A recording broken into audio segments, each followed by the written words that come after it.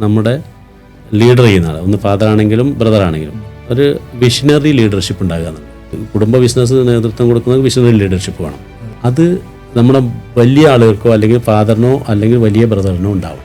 അതുണ്ടാകുമ്പോൾ നന്നാവും. കാരണം അത് പിന്നീട് അതിന് വേറെ എല്ലാവരും അംഗീകരിച്ചു പോകും.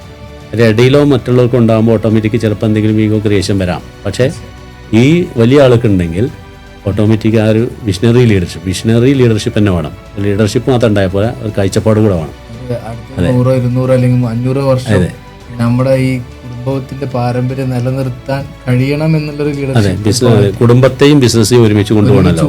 അപ്പോൾ ആ കൊണ്ടുപോകുന്ന എല്ലാ വാല്യൂസും എത്തിക്സും പാലിച്ചുകൊണ്ട് തന്നെ അവരെയും ബിസിനസ്സിനെയും ഒരുമിച്ച് കൊണ്ടുപോകാവുന്ന ഒരു കാഴ്ചപ്പാടിൽ. അതാണ് ഞങ്ങളുടെ ഏറ്റവും വലിയ പ്രത്യേകത. ഞങ്ങൾ ഏറ്റവും എൽഡർ ബ്രദർ അങ്ങനെയുള്ള ഒരാളാണ്. പുള്ളിക്ക് വിഷണറി കാഴ്ചപ്പാടുണ്ട്, ലീഡർഷിപ്പ് ക്വാളിറ്റി ഉണ്ട്. അപ്പോൾ അതുകൊണ്ടുള്ള ഗുണം എന്താണെന്ന് വെച്ചാൽ ഈ പറഞ്ഞ ഇന്നോവേഷനുകളുടെയൊക്കെ ചുക്കാൻ മൂപ്പര പുള്ളിയാണ് ശരിക്ക്. അദ്ദേഹമാണ് ശരിക്കും ഇതിൻ്റെയൊക്കെ